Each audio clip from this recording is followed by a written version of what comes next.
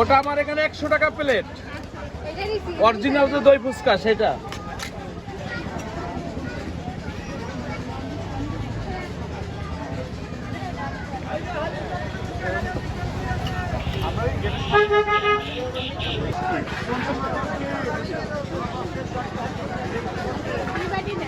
মালিক এই যে আপনার দই টক দিতে বলছে।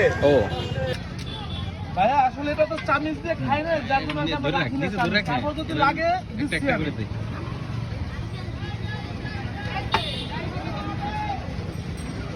এই যে হ্যাঁ মো কিছু এই নাও বাবা।